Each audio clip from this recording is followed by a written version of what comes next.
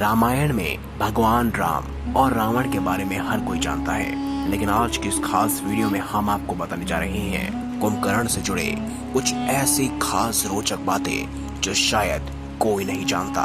और आज की यह वीडियो सिर्फ और सिर्फ कुंभकर्ण के ऊपर ही बनाई गई है। इस वीडियो को अंत तक जरूर देखें और कमेंट बॉक्स में जय श्री राम अवश्य लिखें। आप देख रहे हैं द भक्ति। अगर अभी तक आपने चैनल को सब्सक्राइब नहीं किया तो सब्सक्राइब जरूर करें और बेल आइकन जरूर दबाएं ताकि आपको ऐसी ही खास जानकारियां हर रोज जानने को और सुनने को मिलती रहे। दोस्तों, ये बात तो आप सभी जानते होंगे कि कुंभकर्ण को ब्रह्मा जी ने दिया था 6 महीने सोने का वरदान। दोस्तों, बात उस समय की है जब रावण, विभीषण और कुंभकर्ण तीनों भाई ब्रह्मा जी को प्रसन्न करने के लिए कठोर तपस्या कर रहे थे। तीनों भाइयों के कठोर तपस्या से प्रसन्न होकर ब्रह्मा जी ने उनके सामने प्रकट होकर उन्हें वरदान दिया और रावण और विभीषण को उनकी इच्छा अनुसार उनके वरदान देकर कुंभकर्ण के पास पहुंचे। पहले तो ब्रह्मा जी कुंभकर्ण को वरदान देने से बहुत चिंतित थे। ब्रह्मा जी की चिंता का कारण ये था कि यदि कुंभकर्ण हर रोज भरपेट भोजन करेगा तो जल्द ही पूरी सृष्टि नष्ट हो जाएगी। इसी कारण से ब्रह्मदेव ने कुंभकर्ण के वरदान मांगने से पहले ही देवी सरस्वती के द्वारा कुंभकर्ण की बुद्धि को भ्रमित करा दिया, जिससे कुंभकर्ण जो चाहता था वो ना मांग सका। माँ सरस्वती आके कुंभकर्ण की जीभ में बैठ गई और इसी मति भ्रम के कारण कुंभकर्ण ने 6 माह तक सोने का वरदान मांग लिया। दोस्तों, क्या आपको पता है कि कुंभकर्ण रावण से भी ज्यादा बलवान था?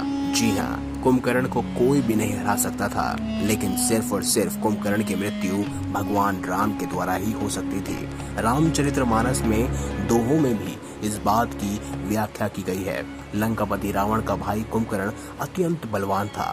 इससे टक्कर लेने वाला कोई भी योद्धा पूरे जगत में नहीं था। ब्रह्मा जी के वरदान के कारण वह मदिरा पीकर 6 महीने तक सोता रहा था।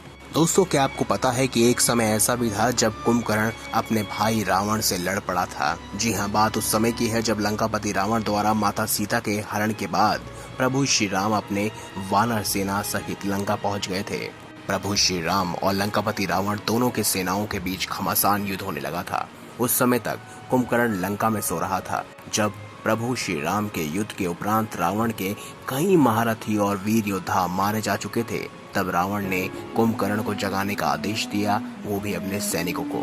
कितने प्रकार के प्रयत्नों के बाद जब कुंभकर्ण अपनी नींद से जागा तो उसे मालूम हुआ कि बड़े भाई रावण ने सीता का हरण कर लिया है। जब उसे यह बात पता चली तो कुंभकर्ण बहुत दुखी हुआ। कुंभकर्ण दुखी होकर अपने भाई रावण से बोला कि मूर्ख, तूने जगत जननी सीता का हरण किया है और अब तू अपना कल्याण चाहता है। इसके बाद कुंभकर्ण ने अपने भाई रावण को कई बार मनाने की कोशिश की, लेकिन रावण नहीं माना। दोस्तों, क्या आपको पता है कि कुंभकर्ण युद्ध के लिए तैयार नहीं था, लेकिन रावण का मान रखने के लिए ही वह युद्ध में गया। जब कुंभकर्ण के समझाने पर रावण प्रभु श्री राम से युद्ध नहीं करने की बात को नहीं माना तो कुंभकर्ण ने अपने बड़े भाई रावण का मान रखते हुए युद्ध के लिए तैयार हो गए। यूँ तो कुंभकर्ण और हनुमान जी के बीच भी युद्ध हुआ था, लेकिन कुंभकर्ण सिर्फ और सिर्फ प्रभु श्री राम के द्वारा ही मुक्ति पाने के भाव के मन में रखकर श्री राम के समक्ष उनसे युद्ध करने गया था। तो दोस्तों, ये थी कुछ कुंभकर्ण की खास जानकारियां जो शायद ही कम लोगों को पता है। अगर आपको ये वीडियो अच्छी लगी हो तो वीडियो लाइक करें, हमारे चैनल को सब्सक्राइब करें और इसे ज्यादा से ज्यादा शेयर अवश्य करें। धन्यवाद।